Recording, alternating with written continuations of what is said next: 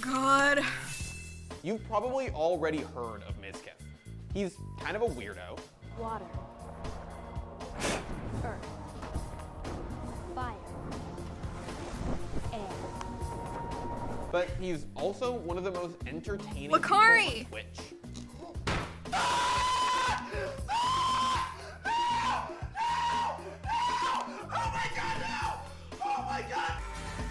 Oh, Lord.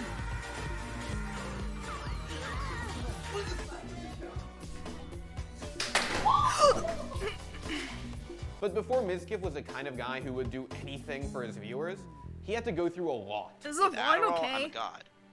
But without Adderall, I was nothing. kinda I loud went for to this me. job and it fucking sucked. I woke up in the middle of the night and I was like coughing up blood. And to get where he is today, he almost had to die first. It kind of sounds really cliche, but I kind of followed what I always wanted to do from my heart issue, which turned me into a streamer. And now I have no hairline. Hey, before we get into the video, I just want to tell you guys that if you like what we do, it's awesome when you leave a comment, but don't forget to sub to the channel, like the video, maybe even send us an email to let us know what you want us to cover next. Anyway, it's hard to imagine somebody more suited to being a Twitch streamer than Mizzkin. Play the song. What the hell is this?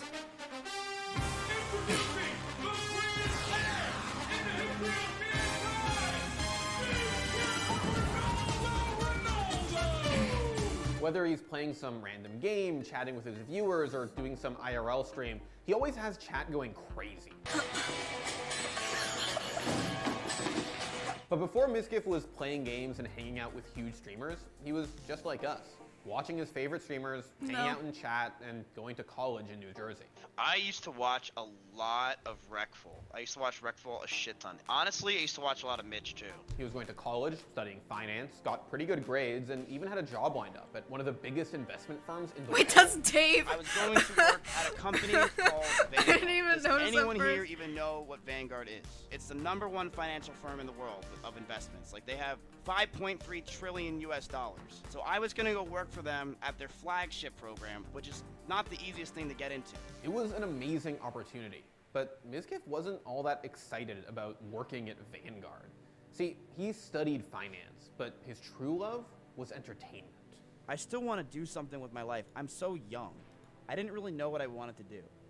But I said to myself, it's a good job, I'll live this normal life. But I always said to myself, like, I'm funny. Like, I know what my real calling is, and it's to be funny. Like, I'm a funny guy, I'm entertaining. I don't want to live this life of going to work, working 8 hours, 9 hours a day, being on Adderall for the rest of my life. It just sounds terrible. Before he got his new life as a financial advisor started, Mizzkin decided to take a vacation with his friends. What he didn't realize is that that vacation would change his life forever. I went to sleep that night, and I woke up in the middle of the night, and I was like coughing up blood. I was screaming on the top of my lungs, and the pain is described as someone takes a knife, stabs it in your heart, and slowly twists it. I woke up at like 4 in the morning screaming like crazy. My dad was the only one home, because my mom was in Florida, and he just grabs me and just floors it all the way to the hospital, like floors it. After being rushed to the hospital, Mizzkin was diagnosed with a heart condition, viral myocarditis. So, viral myocarditis, I barely even know what the fuck it is, but pretty much what it is, it's a virus that's in my heart forever, and some things can make it come out. Where I possibly got it from, I don't know, but the only thing that I could think of that it could be, you can get it from anything, from sharing with people, and a virus that just goes down your bloodstream into your heart. It's from what I know. I personally think I got it one time when I drank pool water so I would, on the water slides in Wildwood, which is a place in New Jersey, I would go on the water slides and I would drink pool water to try to be funny. And I think when I drank the pool water that night, I started throwing up, and that's when I got sick. So I think what happened is I drank the pool water and there was probably something in it, and I got sick, and then I got my virus. So don't drink the pool water. And now he's allergic So to after everything. all that, True. Mizzkin was just lying in his hospital bed. He had almost died, and it made him realize that tomorrow wasn't a guarantee, that every single day could be his last. And he didn't want to spend however many days he had left doing a job that he hated. So he didn't. My friend's dad was in the entertainment industry where he would build things. So let's say for BlizzCon, he would build or sculpt something. And it would go to BlizzCon, and that's how he would make money. and he offered me a job in California to try it out. And I said yes. I said, all right, let's do it. So I tried it. I went to this job, and it fucking sucked. I cried the first day because the dude yelled at me. He made fun of my heart the entire time. He was a piece of shit. The job was a lie. Don't live in California, by the way. When you're making $40,000 a year, you might as well be homeless because our rent was $1,400 a fucking month. We were living paycheck to paycheck. I barely had money for food. I couldn't survive out there on $40,000. We asked for a raise. The guy shit on me, and in the end I quit because I couldn't afford living there anymore. So Mizzkin returned home, only to find out that his parents were moving from Jersey to Florida, which meant that he'd have to pack his bags and move across the country again. But he did have one more chance, one more opportunity to get back into that cushy finance life. And as crazy as this sounds, I went back to my mentor at Vanguard, and I'm like, dude, can I get the job again? He's like, sure. So I'm like, okay. Now I have the job again. After I said no, I got the job yet again for the second time.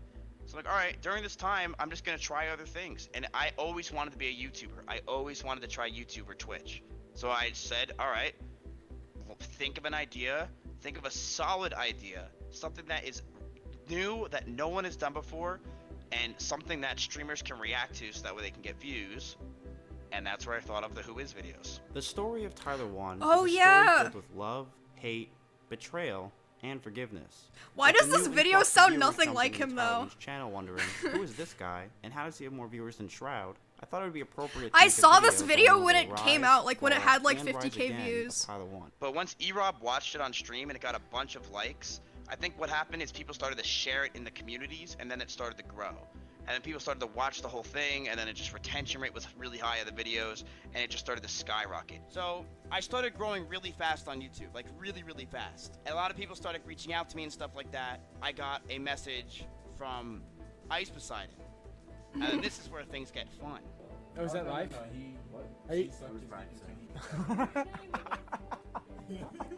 Like most things involving Ice, Mizzkin's trip was a disaster. I don't have to take bullshit from your weird ass, so I'm trying to be a comedian.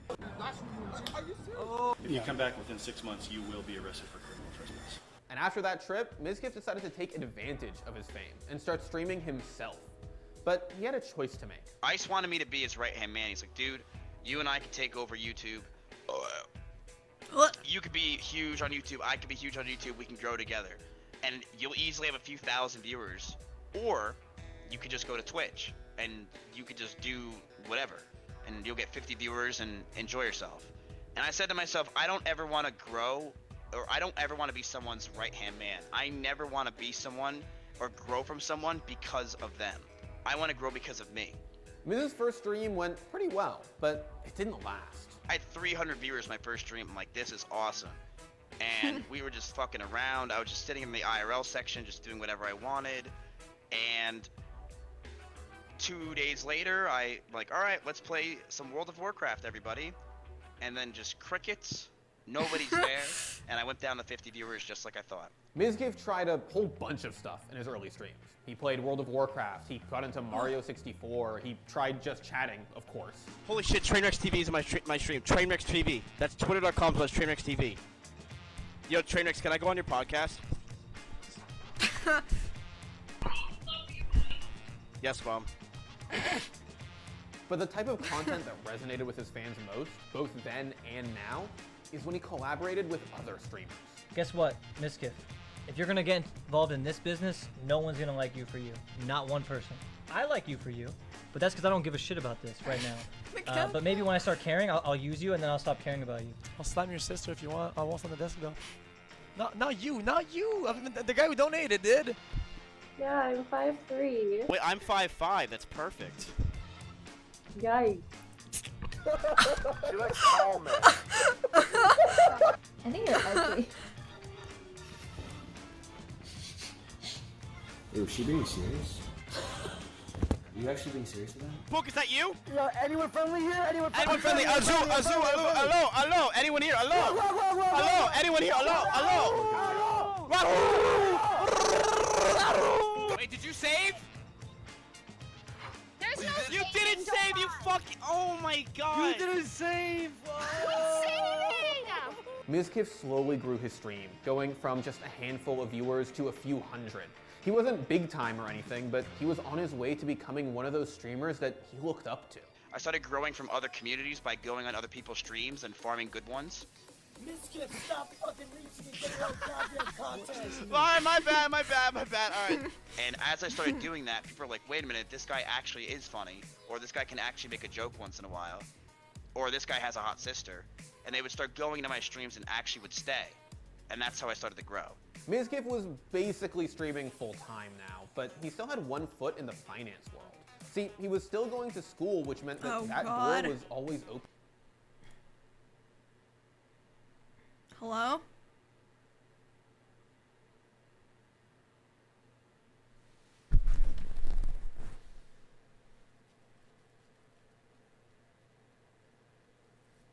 Hello?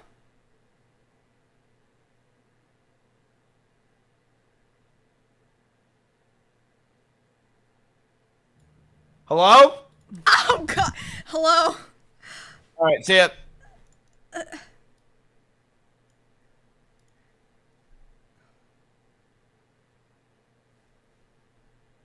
Okay, he's deafened. Jesus Christ. Until in 2019, Ugh. he closed that door. Ah, He moved God, to my Austin and fucking dedicated ears. everything to Ugh. streaming. Because we're like, every other streamer's there. He why knows. wouldn't Who we live cares? In Austin.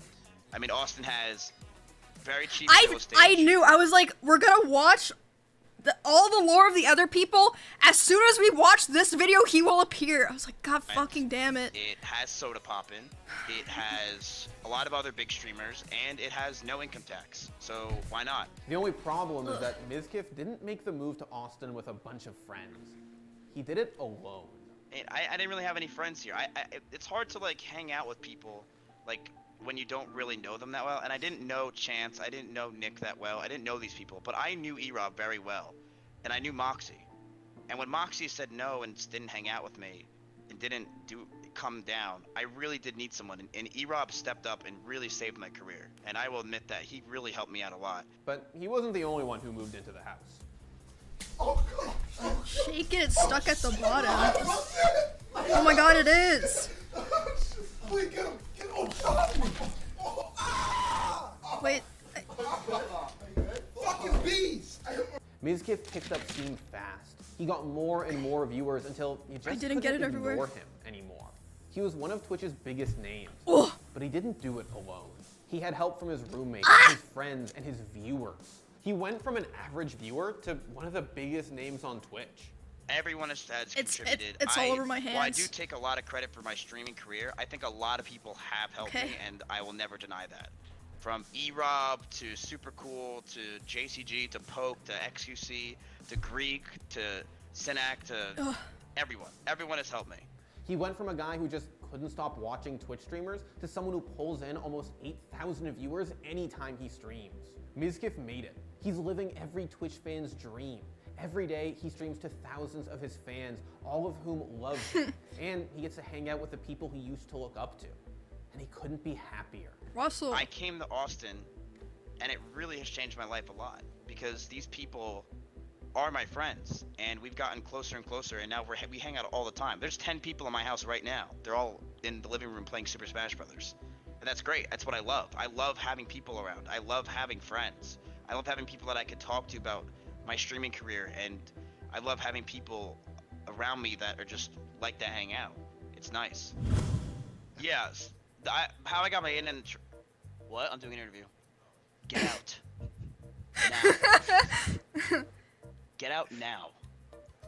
You want to be in my show? Oh, I said hi, Russell.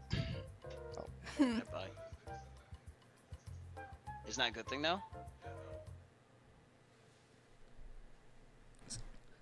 For some reason, I thought that the theScore esports videos were all terrible, but I've only seen good ones.